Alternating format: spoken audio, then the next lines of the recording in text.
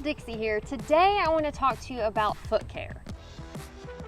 First, I want to say that an ounce of prevention is worth a pound of cure. So preventing issues with your feet on trail is key. I created a poll on the community tab here on the YouTube channel and asked folks if they had issues with their feet on trail. Did they feel like those problems could have been prevented with some extra foot care on trail? And over 70% of the people who participated said yes. So this gives a pretty good indication that if you just take care of your feet, you can probably prevent a lot of the issues that other people in the past have suffered from. So the following tips can help you do that. Tip number one, if you feel any sort of friction or a place on your foot that's getting hot, also known as a hot spot, stop immediately and address the issue. This could simply be a fold in your sock, something that's kind of bunched up, a little piece of twig, or just friction where the shoe is rubbing your foot. And a lot of people think, I'll just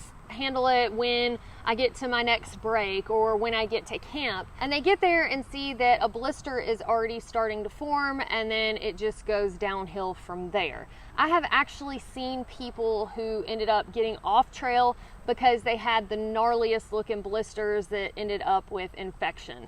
So again, just stopping as soon as you feel any sort of issue going on and handling it immediately is key. One method of prevention that helps dissipate friction is sock liners, and especially toe sock liners if you're prone to blisters on or between your toes. Probably the most popular brand of toe socks I've seen out on trail is Injinji. They have standalone toe socks that would help with this, but also toe sock liners that just tend to be a little bit thinner. There are also options of just regular sock liners that you could pair with a normal sock on top of that. And some people even double up and wear just two regular pairs of socks, but you want to make sure you have enough space in your footwear so you're not cramping your toes up. There are also socks that come with a built-in liner, like the Right socks that I tried out on the Appalachian Trail. So it really just comes down to personal preference and what works best for your feet. Just keep in mind no cotton because it holds in moisture, so you want to go with something wool or synthetic instead. Tip number two is keep your feet clean. I know it seems pretty much impossible to keep anything clean while backpacking, but once a day, if you can take some baby wipes to your feet or even just rinse them off with some clean water, reducing the amount of bacteria and the salt crystals on your feet can help keep things fresh, and then you don't have the irritating salt crystals that can lead to blisters. I typically do this when I get to camp, and then I let my feet air dry really well and put on some clean socks before I go to bed. Tip number three is carry multiple pairs of socks and rotate them out. I normally carry at least 2 pair of socks to hike in and then 1 pair to sleep in. My feet get cold at night, so I like having a pair to sleep in. This may not be necessary for everybody, but I kind of keep those as the clean socks only for sleeping. And then, like I said, I've got 2 to hike in that I rotate out. So I'll wear 1 pair for a day or 2 and then rinse them out in a creek, let them air dry on my pack, and start wearing the second pair. And then by the time I wear those for a day or 2, typically the other pair is dry and at least a little bit cleaner as far as building up of salt goes and mud and everything else. Tip number 4, keep your feet as dry as possible. Yes, while you're hiking, your feet are gonna get warm and sweat, but every chance you get, like breaks at night when you get to camp, take your shoes off, take your socks off, maybe sit those in the sun, and then let your feet breathe. If you are not a cold sleeper like I am and you can stomach the idea of sleeping without any socks, that's really going to give them a good bit of time to dry out before you put your socks back on in the morning and start getting them sweaty again. Another way to make sure that your feet are staying as aerated as possible is not wearing Gore-Tex footwear. I have a whole video about why I do not prefer Gore-Tex footwear, especially for hiking in 3-season weather. I understand if you're in the dead of winter, Gore-Tex will be something that you need so that you don't get frostbite on your feet, but for all other seasons of the year, allowing your feet to breathe will help prevent them from getting things like trench foot and other funky stuff. And to assist in the drying process and absorbing moisture, you can also sprinkle your shoes with something like Gold Bond or cornstarch. Tip number 5, consider wearing gaiters. If you find yourself having to stop and dump out your shoes all the time because they've got little twigs and pieces of leaves built up in your shoe and it's starting to kick around, then gaiters might be helpful to you.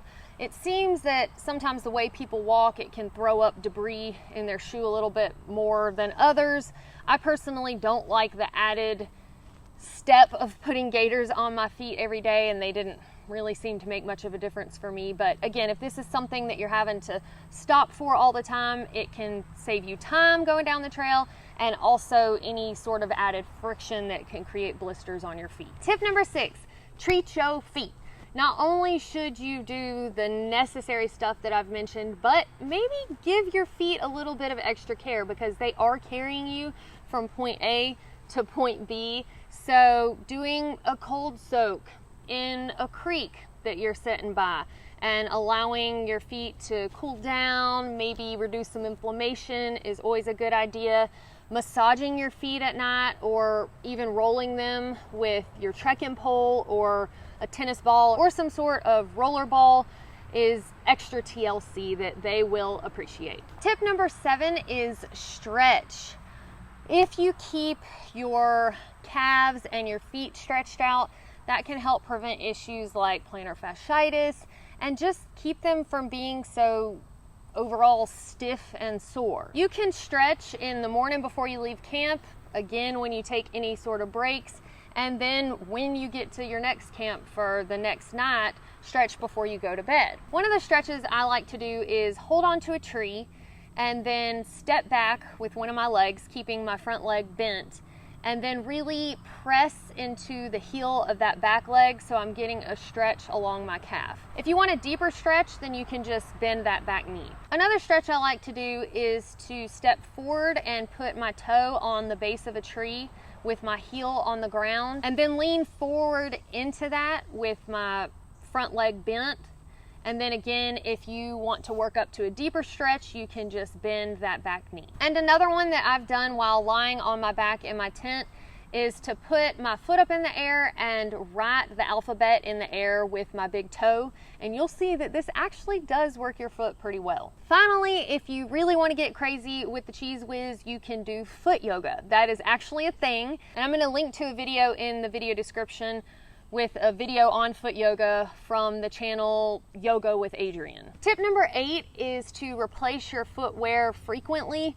I know that trail runners and hiking boots are not the cheapest footwear out there, but it's really important to replace them once they've lived their promised life. And by their promised life, I mean there may not be holes or your foot's not hanging out the side of the shoe, but at some point the support in the shoe starts to fail, and so your arch can end up hyperextended, therefore causing plantar fasciitis or other foot problems.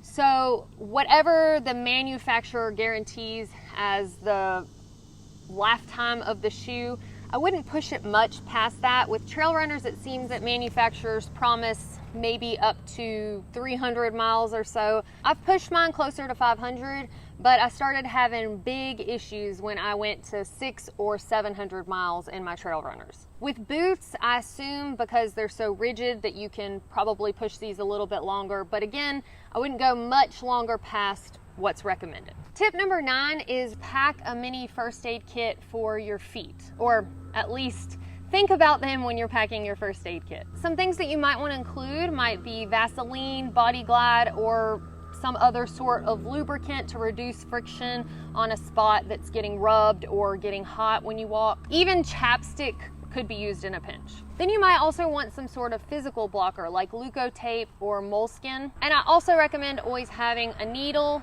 a ladder, and some Neosporin, especially if you're somebody who is blister prone or if you don't know if you're blister prone. I had a nurse tell me a while back that as long as you've had the blister for 24 hours, the skin underneath the blister should have started forming back. So at that point, if you feel like the blister needs to be popped, then you can heat up the needle with your ladder, pop the blister and apply some Neosporin. It just seems like sometimes if you don't pop a blister, it can continue to spread and overtake your entire foot. So that's one of those things that you just kind of got to play by ear. If you want more details on how to handle first aid situations that are common on the trail, I've got a video covering that in detail that I'll link in the video description. Tip number 10 is work on strengthening before you go. Again, prevention is everything. So strengthening your foot and the muscle groups connected to that are going to help prevent injury when you get out on trail. There are 3 different